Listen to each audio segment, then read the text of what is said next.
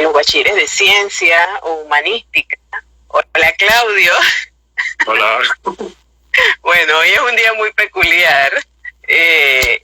La energía eléctrica en mi casa se ha ido como cuatro veces. Así, se va y regresa, se va y regresa. Así que sí, y también el trípode que compramos hace poco parece que no ajustaba bien el celular y el celular se vino de frente. Así que bueno, cosas que pasan. Pero bueno, qué bueno que nos pudimos conectar de una vez. Le estaba dando la bienvenida a nuestra audiencia y le contaba que este segmento, Tell Me How You Do It, dime cómo lo haces, es para inspirar a estos estudiantes de bachiller en ciencias, chicos de 15, 16 años que deciden, bueno, yo quiero estudiar ciencia porque me gustan los animales, quizás tienen alguna idea de que quieren ser científicos o quieren ser médicos, ingenieros, pero todavía no están muy claros cómo se desempeña un profesional en estas áreas. Entonces, pensé, bueno, vamos a buscar algunos colegas, amigos, personas que tienen ya un recorrido en su vida profesional y que puedan compartir con estos chicos cómo han llegado allá. También aquí tenemos estudiantes de la Universidad Tecnológica, chicos de licenciaturas en logística, en producción industrial, licenciatura en saneamiento ambiental, también hay licenciatura en edificaciones. Bueno, aquí tenemos como de 5 carreras distintas. Están los padres de los chicos también participando y colegas biólogos y de las otras disciplinas. Saludos a todos.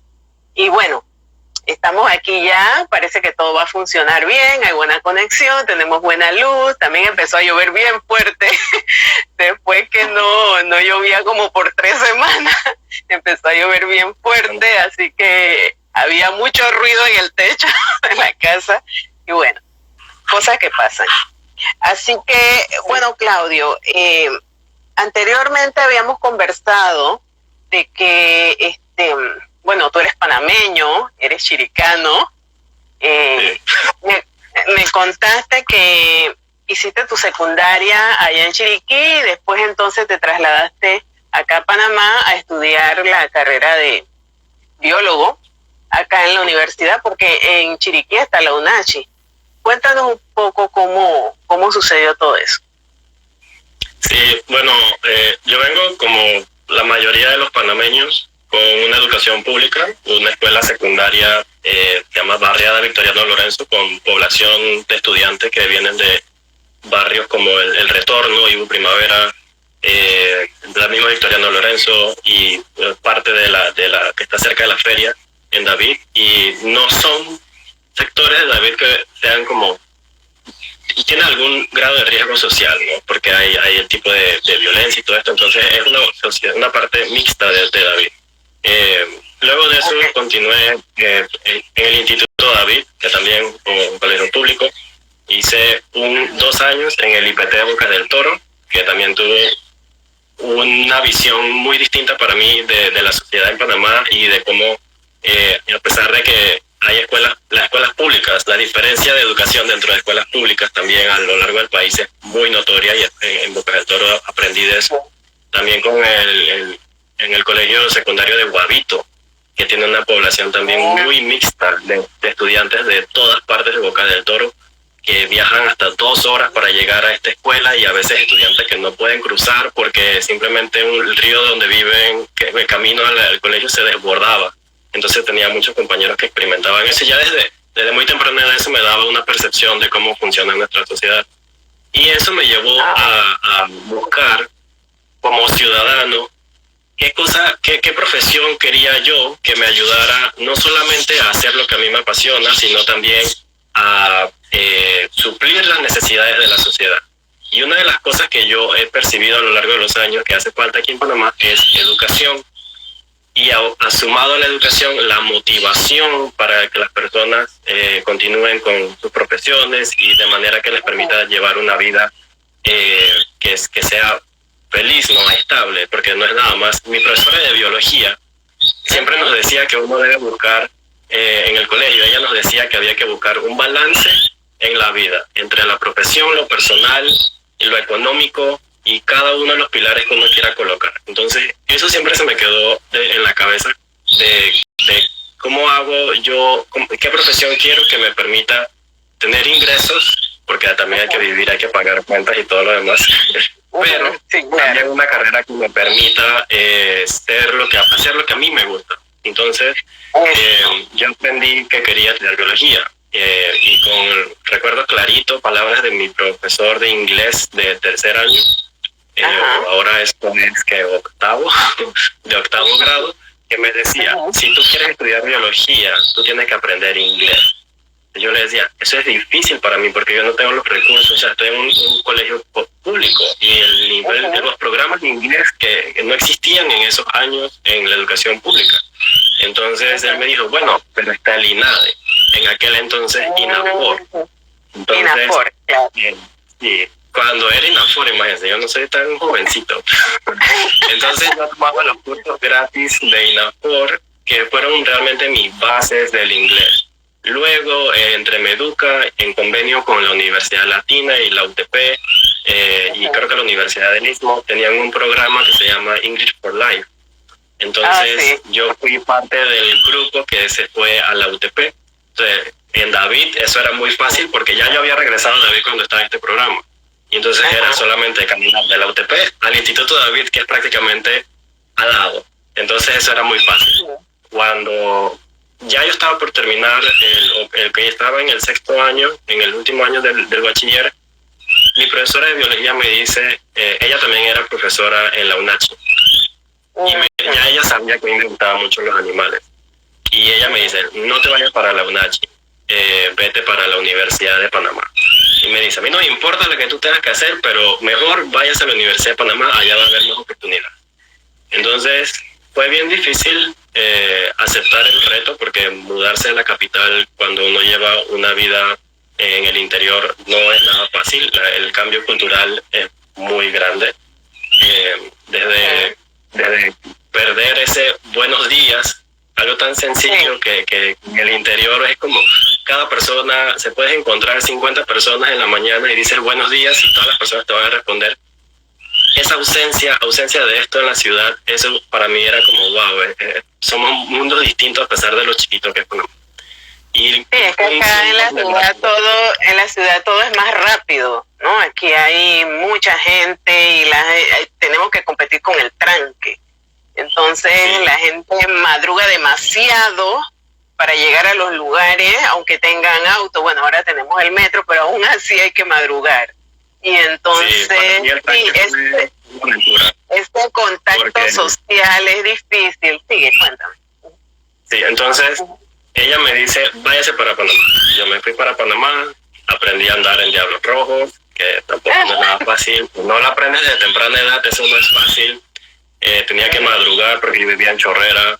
En ocasiones me quedaba dormido en el bus y mi parada era la Universidad de Panamá y a veces quedaba por los Andes, que ahora sé que es los Andes, pero en ese entonces yo de Chorrera a la Universidad de Panamá y de la Universidad de Panamá a Chorrera.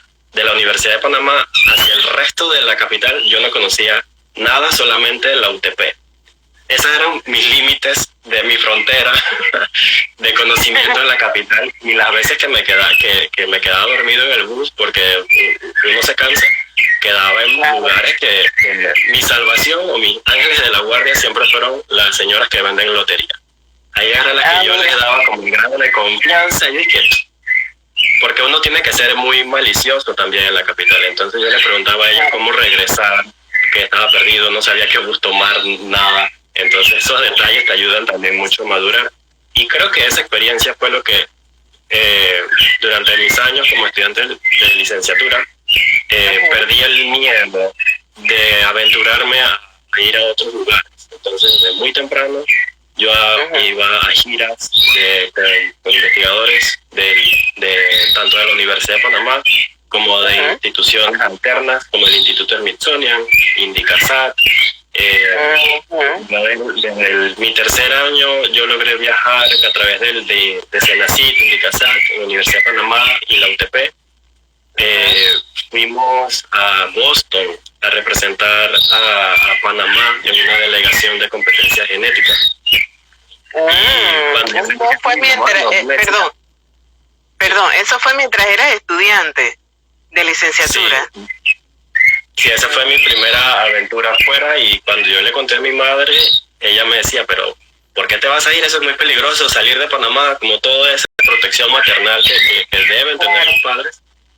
Pero como ya había perdido ese miedo, pues igual yo me fui, y la experiencia de Boston también, esa primer interacción internacional académica también me expandió la visión de qué es el mundo académico, cómo funciona, y más o menos empezó, no voy a decir que me fijó una ruta, pero empezó a sentar esas bases del camino que me ha llevado hasta donde estoy hoy como estudiante de doctorado.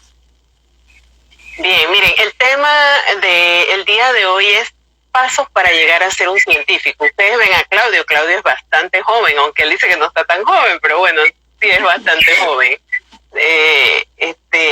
Y me parece interesante la conversación que llevamos ahora porque, miren, las cosas no son fáciles, y no solamente porque es Panamá, en cualquier parte del mundo, primero uno tiene que tener las ganas, te tiene que gustar esto, porque es parte de conseguir lo que uno quiere.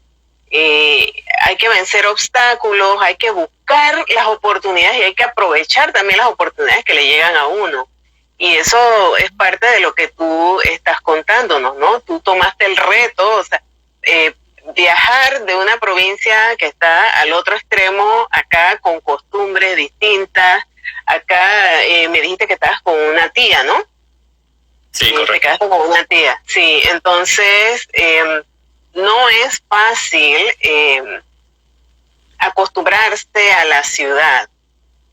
Aquí las calles muchas no tienen letreros, y la gente no sabe dar las direcciones. Te dice, bueno, coja por aquí a la izquierda y el edificio tal, y bueno, hemos avanzado un poquito, pero aún definitivamente es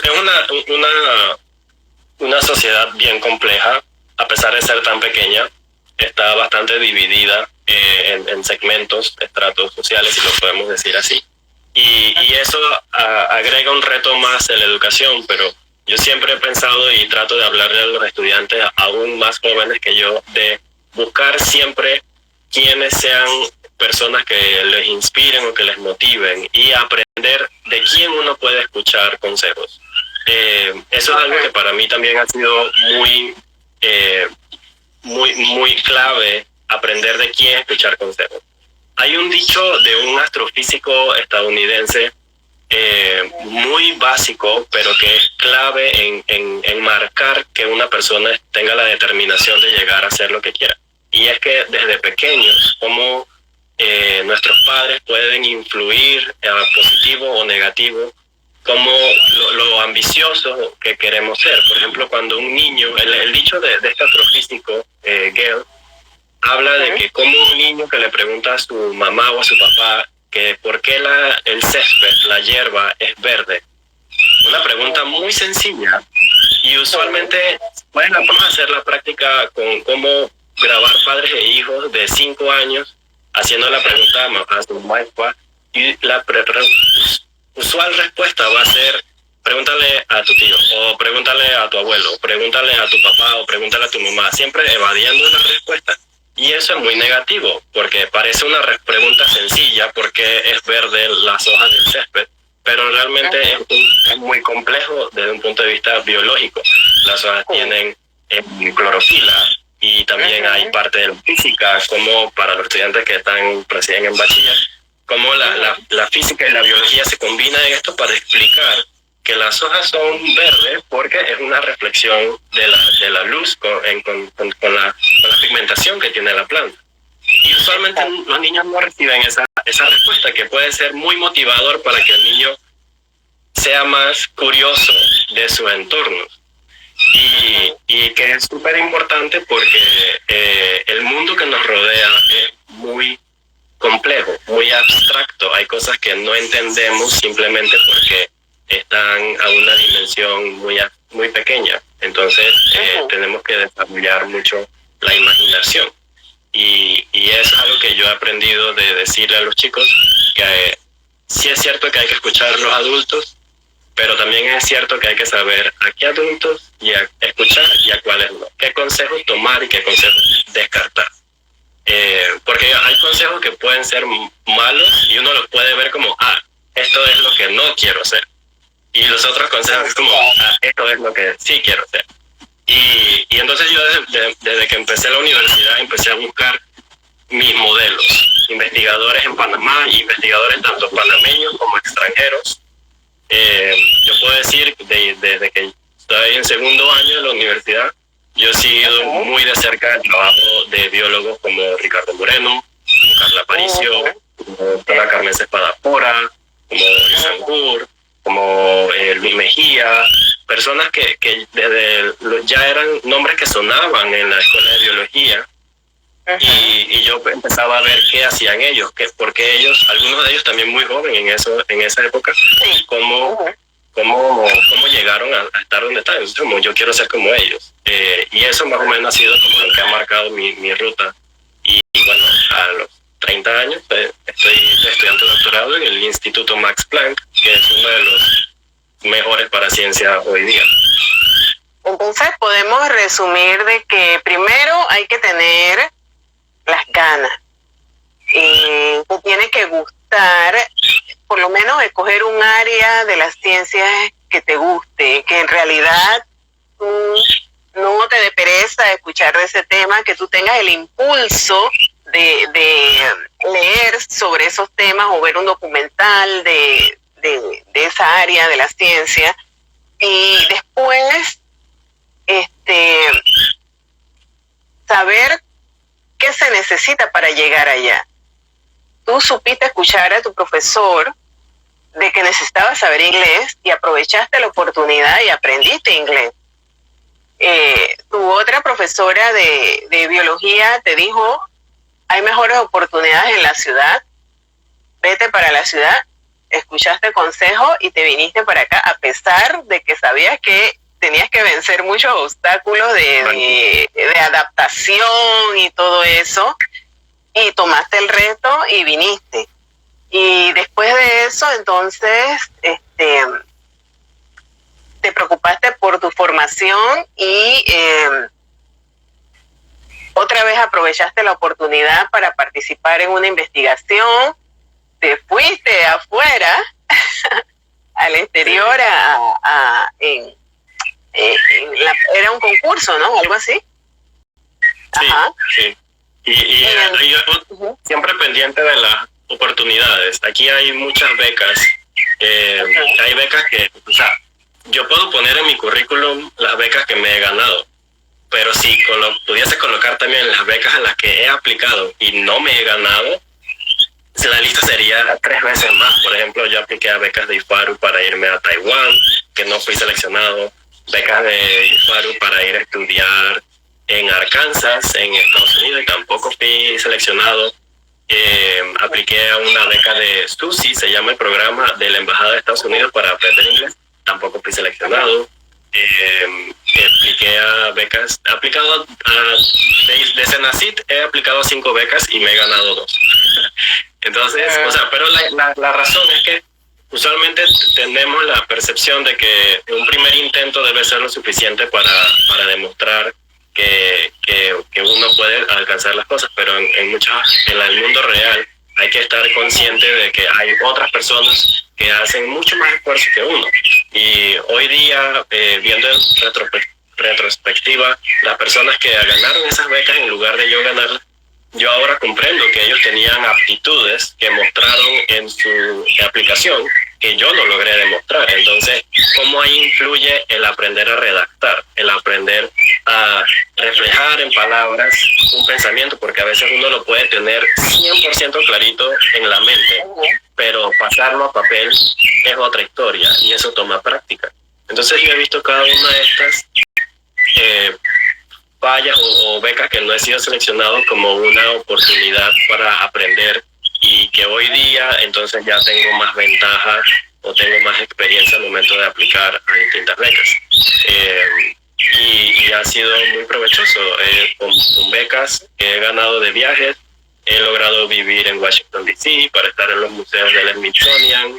He estado, viví 3 meses en Holanda, también con fondos del Estado, para aprender también de una universidad de allá.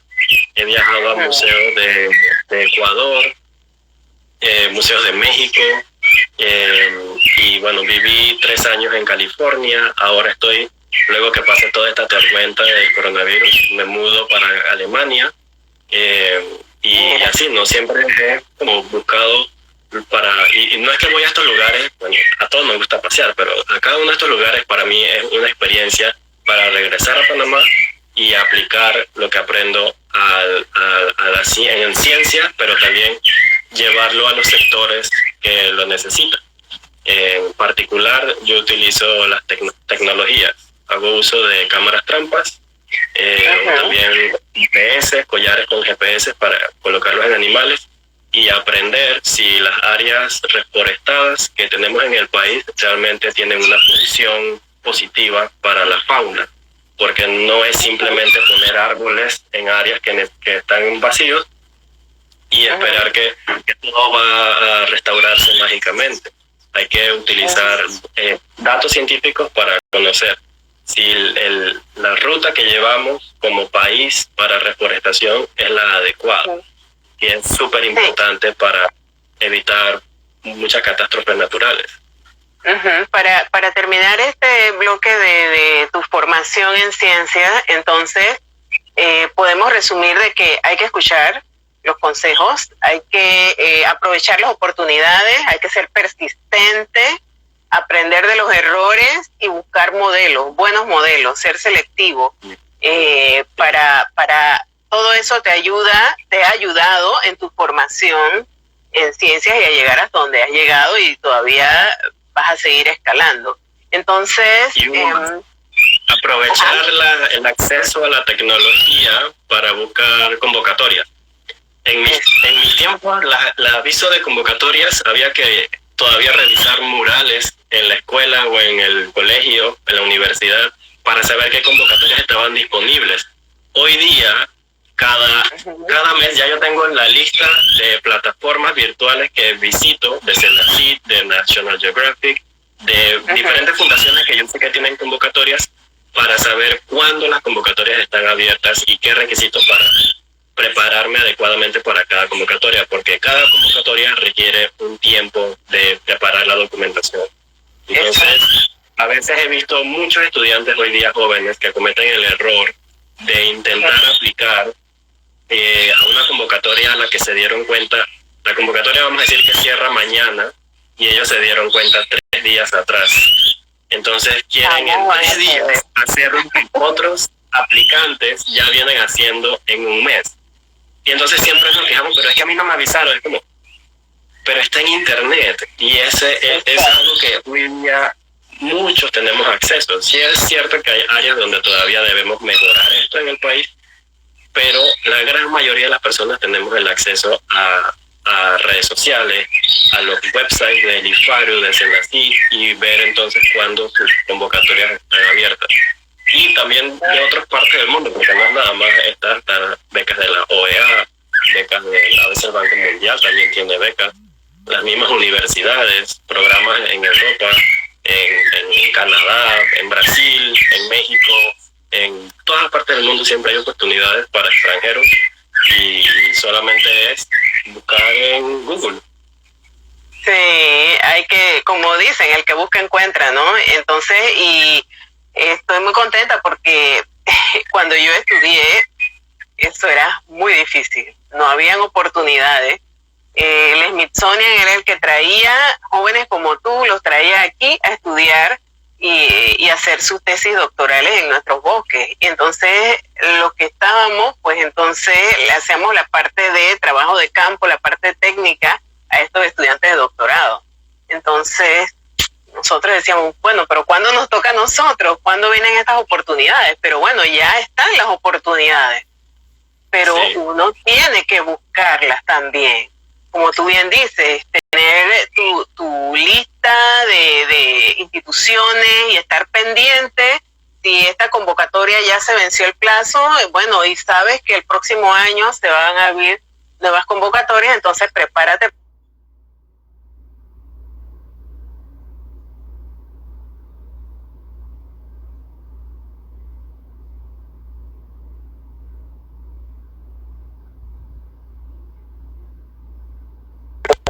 Primates en Coiba.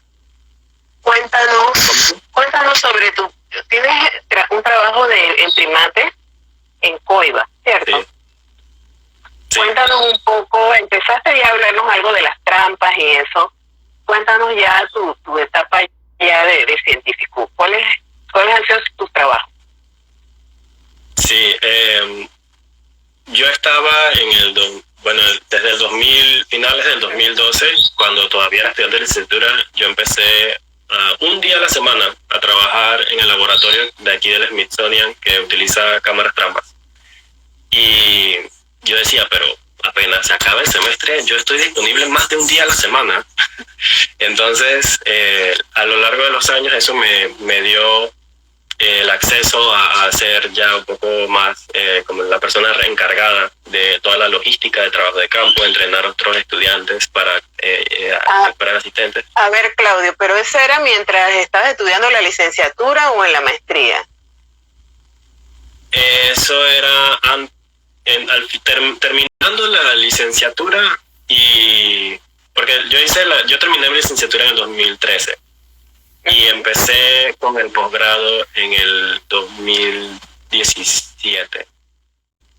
Y para ser honesto, a mí al principio el trabajo no me gustaba, porque yo iba a esas plantaciones de reforestación y ahí no había animales, ahí ni siquiera hay coloradilla. Uno va a una gira de Barro Colorado en el Parque Metropolitano o en Soberanía, en Oleoducto, y uno sale con coloradilla, con garrapatas. Y yo iba a esas áreas de reforestación y salía sin nada. Yo decía, aquí no hay vida. Pero luego de un año de colectar datos... Eran áreas para reforestar, claro. Yo aprendí que había hormigueros, que había ñeques, que había cuatís, y contamos hasta 17 especies, mientras que en un bosque como Soberanía pueden haber 25 especies. Entonces, no es tan distinto el número. Entonces, eso me llamó la atención. Pero un día, entre lo que yo estaba haciendo campo en estas áreas reforestadas, me llega un correo de que me estaban invitando a participar en unas expediciones de ecología para el Parque Nacional Coiba. Y yo, sin pensarlo, dije que sí. Ni siquiera vi cuáles eran los requisitos, ni cuál era el nivel de compromiso que yo estaba teniendo, ni a qué yo estaba firmando, nada. Yo dije, eso es Coiba, yo quiero ir para Coiba. Porque todo el mundo escucha de Coiba y que es un paraíso tropical, que las playas son bellísimas. Y mientras era estudiante de universidad, los profesores que hacían las giras para allá, yo siempre me las perdía, por aquella razón. Entonces yo como, ahora sí voy a ir para Coiba. Entonces, mientras estaba en Coiba, yo aproveché al máximo la oportunidad que nos dieron, porque fue una inversión muy grande que hicieron las personas que coordinaron esa gira, de tener prácticamente 45 investigadores de cerca de 20 nacionalidades, unos 40 entre universidades e institutos.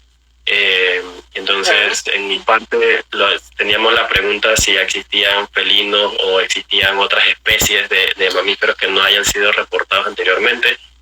Y yo caminé como salvaje todo lo que pude en el corto tiempo que teníamos en Coiba para accesar todos esos sitios donde podía colocar cámaras trampas. Y ser muy cuidadoso de que las cámaras sirvieran, de que las memorias estuviesen bien, que las baterías fuesen a durar. De todos esos detalles fui como muy, muy cuidadoso. Y ya cuando llegamos, en todo el tiempo que estuve en Coiba, que fueron solo como 14 días haciendo campo, no vi más que ñeque, vi los monos cariblancos y los monos aulladores. Entonces ya uno se daba idea de que, wow, aquí la fauna es bastante, son muy pocas especies. Lo que me llamó la atención era, o que nos llamaba mucho a la atención a todos, era que en ocasiones, cuando íbamos a un sitio nuevo, a veces veíamos en las playas caminando a monos cariblancos. Entonces, para mí eso es muy extraño porque acá en tierra firme uno no ve eso. Entonces, como qué implicación tiene que un mono cariblanco aquí en estas islas sí estén caminando de esta forma, tan libre de presión de un depredador, versus acá en tierra firme. Entonces, ya luego de colectar las cámaras, empezamos ya fue como el choque más grande, porque de cada 100 fotos que colectaban cada cámara, de cada 100 fotos prácticamente 85 correspondían a monos cara blanca. Entonces eso era una población, sí. Y los monos son muy curiosos. Los monos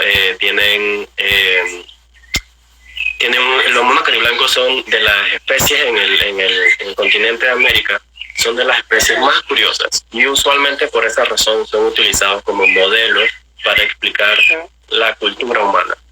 Cómo nosotros enseñamos a nuestros hijos, cómo aprendemos cómo una comunidad en un pueblo X aprende de la cultura de otro pueblo. Y así esos modelos podemos utilizar los monos cariblancos de la misma forma.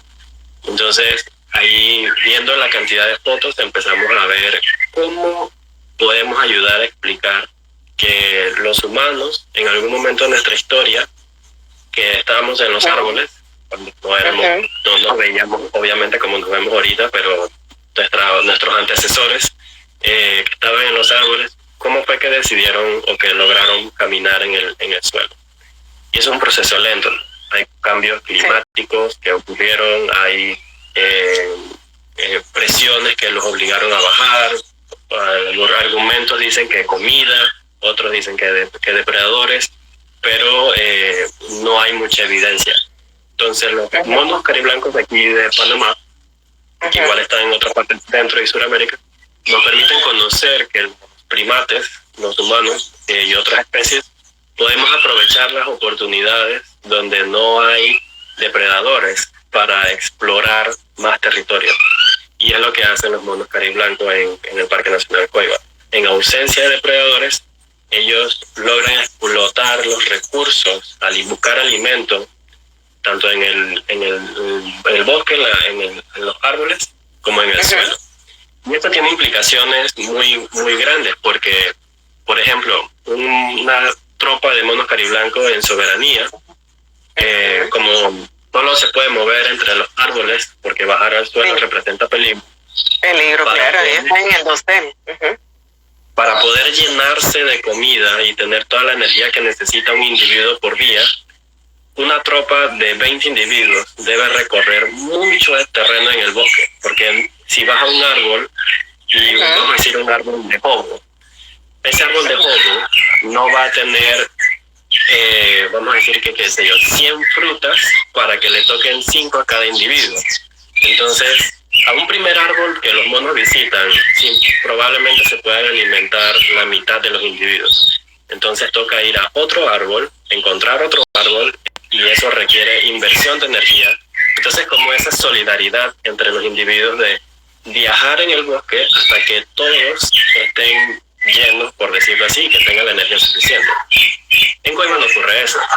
En Coiba, sí, como pueden explorar por alimento, tanto en el dosel como en el suelo, en lugar de tener que navegar tanto en el bosque, es simplemente bajar a los árboles y buscar por escarabajos que están en los troncos podridos, por los cangrejos, ellos comen cangrejos, utilizan en la isla de Jicarón, utilizan piedras para machacar almendras y sacar los nutrientes que pueden tener. comen almejas. Entonces eso reduce, eso lo que hace es que entonces se ahorran mucha energía navegando en el bosque.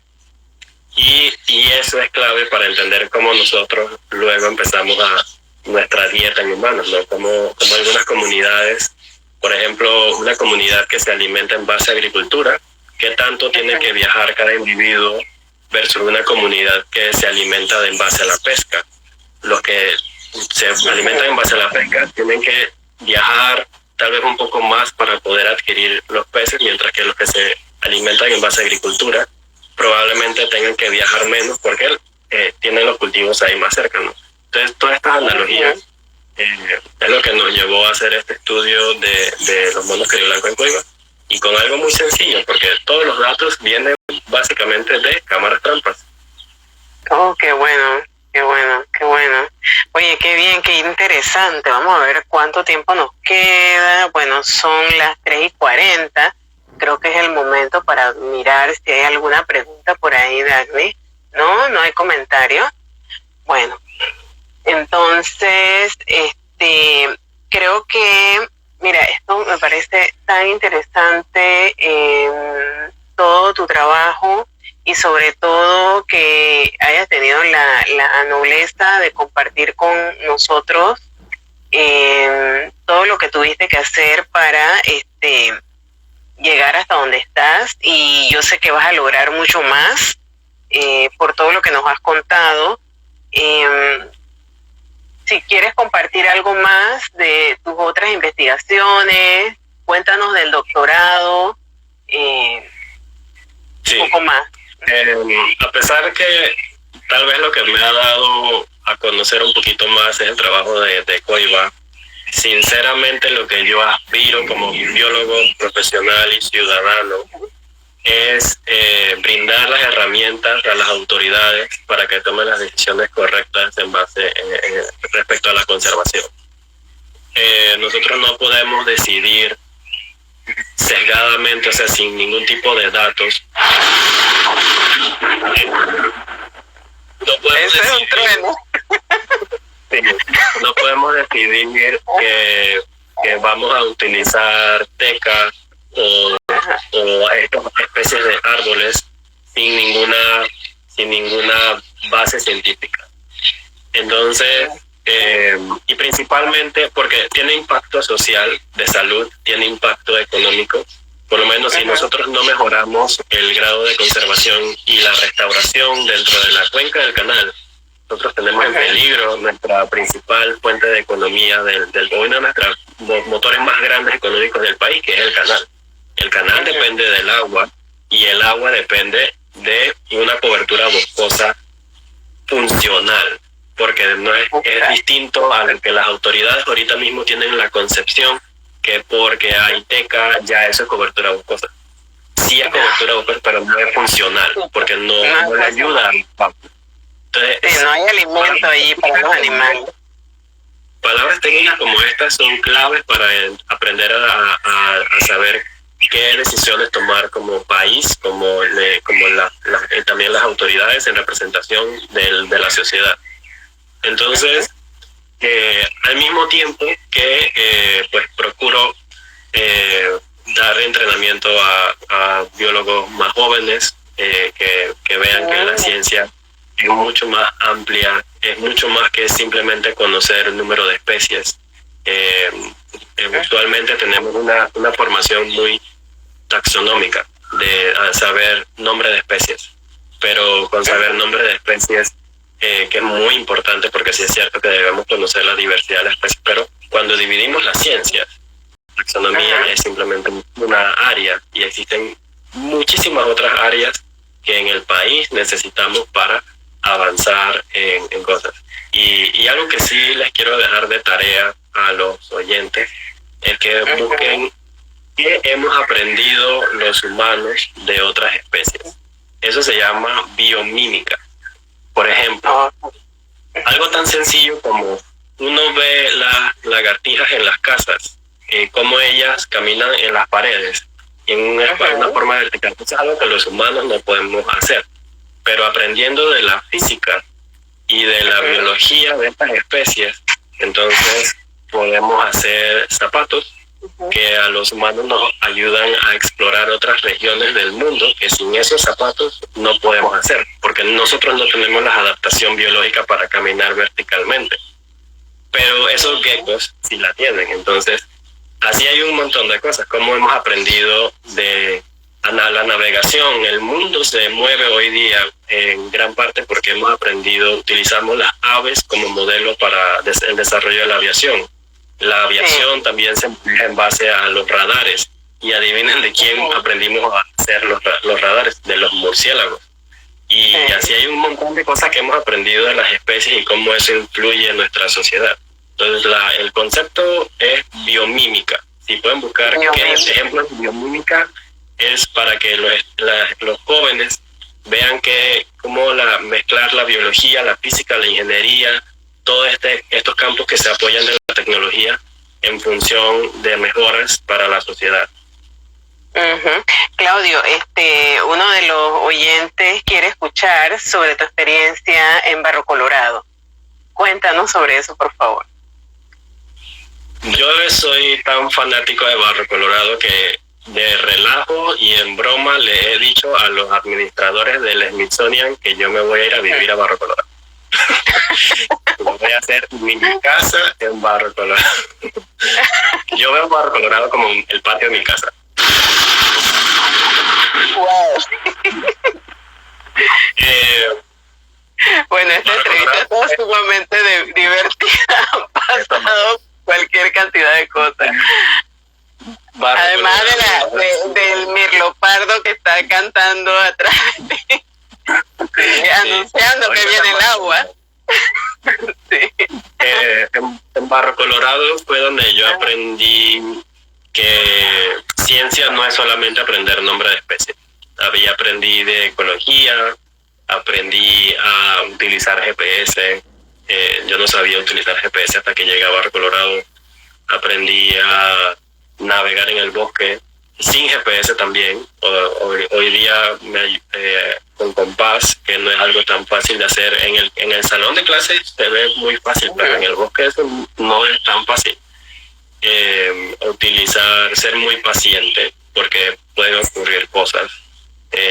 Yo he tenido que estar hasta 3 horas calmado, tranquilo, porque hay avisperos de Congo, de abejas africanizadas, que están alborotadas, y estoy en sitios remotos sin acceso a un hospital, y pues toca ser muy paciente, calmarse, esperar a que ellas se calmen y que se vayan, así como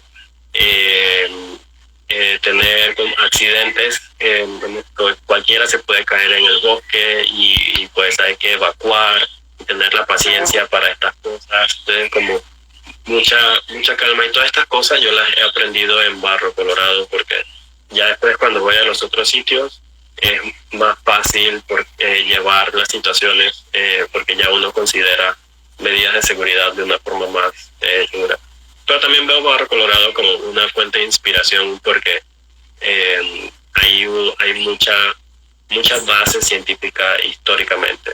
Son prácticamente 100 años de historia científica y publicaciones tanto del 2019 como publicaciones de 1923 son inspiradoras para lo que hago hoy día. Ok, muy bien. Otro comentario, la gente quiere saber un poco sobre cómo es este viaje hacia Coiba, ¿no? ¿Cómo se hace esa trayectoria? Coiba es la mejor ruta que hay para visitar en el país, empezando por ahí. Tengo una opinión muy fuerte del turismo local y del apoyo a las microempresas. Y por esa razón voy a aprovechar el momento para decir que yo estuve muy en desacuerdo de las aspiraciones del Ministerio de Ambiente y en el gobierno anterior de desarrollar autopistas aéreas en Coiba para hacer viajes turísticos en avionetas Lightning. Eso hubiese afectado muy fuertemente diferentes comunidades, que pues, cuando uno va a Coiba y uno sale de la capital, uno para en un restaurante pequeño en Capira, en San Carlos, en Cocle o en cualquier parte de esta ruta, y eso es un apoyo a una microempresa, que es súper importante. Luego, cuando uno va en Santiago, que se desvía para ir hacia...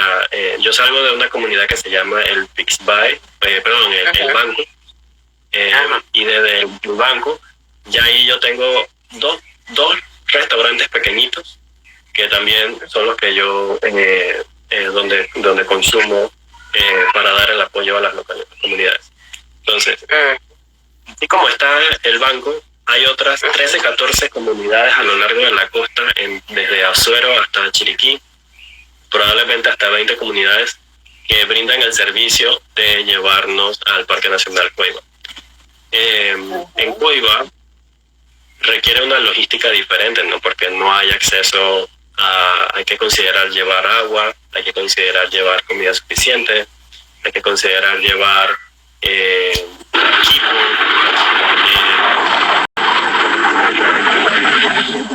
también hay que considerar llevar todo como campamento.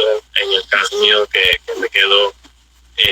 me quedo acampando en distintos puntos del parque, pero eso también me permite a veces ver cómo las personas locales desarrollan el turismo, porque yo no voy en calidad de turista, pero cuando a veces voy a la estación de ANAM, o de mi ambiente, a hacer mi registro, logro observar cómo las personas locales, gente que no tiene mucha educación, porque probablemente nada más llegaron a una secundaria o a un sexto grado, y a mí me parece fascinante ver cómo solamente se aprenden palabras básicas para comunicarse con los turistas, cuando es el caso de que se comunican con turistas que hablan inglés. Ellos solamente aprenden a decir to go, que ya nos tenemos que ir, o to go y dicen el nombre del otro sitio donde van a ir, o dicen food y more, si le quieren decir que quieren más comida, o si le quieren y water. Esas son palabras básicas, y con eso ellos se alimentan. Entonces a mí, la primera vez que yo vi eso fue como wow. Yo he trabajado en turismo como guía naturalista en Barro Colorado, y es muy distinto ver el contraste de cómo incluso dentro del turismo cómo se maneja a lo largo del país. Pero me parece muy admirable que estas comunidades con 5, 6, 7 palabras logran dar unas giras espectaculares, porque realmente el paisaje de Coiba hace el trabajo por sí solo. Y también que los turistas usualmente quieren ir a estos sitios a descansar, no a que les estén hablando. Por lo menos yo me moriría de hambre en Coiba porque yo hablo mucho, y los turistas me harían malas recomendaciones porque no los dejaría aprovechar, disfrutar de la naturaleza. Sí, pero bueno, como profesor serías muy bueno, porque aquí en esta profesión sí hay que hablar mucho, hay que ser muy descriptivo y utilizar muchos ejemplos y esto. Creo que nos queda poco tiempo. A mí me gustaría que para concluir la entrevista, ¿qué consejo le pudieras dar a los chicos de secundaria y a los de la universidad? Normalmente en la tecnológica, en el primer semestre, se organiza la jornada de iniciación científica. Algunos docentes tienen sus investigaciones y comparten algunos de sus objetivos, de sus variables, para que los chicos puedan tener esa primera experiencia trabajando un proyecto sencillo y que puedan hacer su cartel y exponer y demás. Y bueno, ¿qué pudieras aconsejarle a estas dos grupos de estudiantes? Sí, creo que el mejor consejo que yo puedo dar a otros jóvenes es pensar que cómo ellos se ven, qué se ven haciendo a 3 años, a 5 años. Si ahorita mismo están empezando primer año de la universidad, pues a 4 años yo debo verme con el título en mano. Y entonces escribir, porque es bueno, la tecnología es buena hasta cierto punto, pero plasmar en un cuaderno que le ayude a uno a a ver reflejado cómo es la ruta de uno. Es una práctica muy sencilla, pero todavía los investigadores no tienen idea, los investigadores famosos que yo he logrado conocer. Y este es lo que ellos hacen. Ellos tienen todo el acceso a la tecnología y pueden tener todo el salario que quieran, pero tienen un cuaderno y en ese cuaderno ellos escriben cómo se planifican, cómo se ven ellos en 3 años, a 5 años, a 10 años.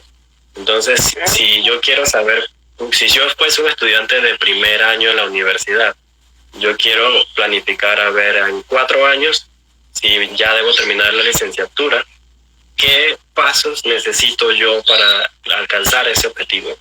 Y también hacerlo, no dejarlo en 4 años, sino en 10 años. En 10 años ya debo haber terminado una maestría, debo haber viajado a países, a conocer cultura, a conocer gastronomía de otros lugares, haber conocido no sé cuántas provincias hay en Panamá ahora, pero o sea, conocer,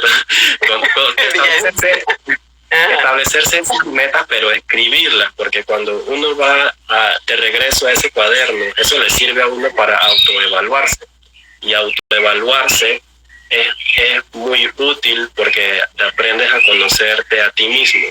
Y eso es algo que, bueno, ahorita todos estamos aprovechando la oportunidad que nos brinda la cuarentena para conocernos a nosotros mismos, pero también escribir estas cosas, no nada más como dejarlas en la mente y pensar, yo tengo 20 años, mi mente es buenísima. No, a los 25 años ya la mente empieza a fallar.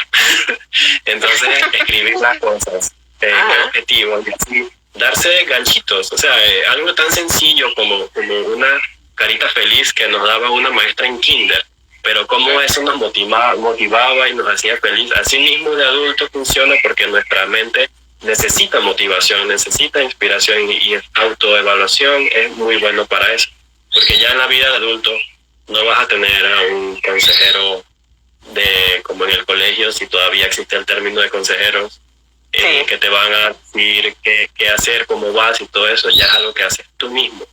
Entonces, empezar por esa práctica, creo que y eso le ayuda. No siempre va a ser perfecto, porque si tú dices que en 10 años vas a hacer 10, te trazas 10 metas, pero que de esas 10 alcances 5, o alcanzas 9, o alcanzas, aunque sea, lograr 3, ya eso es un progreso. Y tienes una orientación, en lugar de ir como a libre albedrío. A veces no creo que es la mejor estrategia. Bueno, y eso es parte de las habilidades de ser un científico, es autodisciplinarse y llevar esta competencia de registro científico, llevar como una bitácora de vida.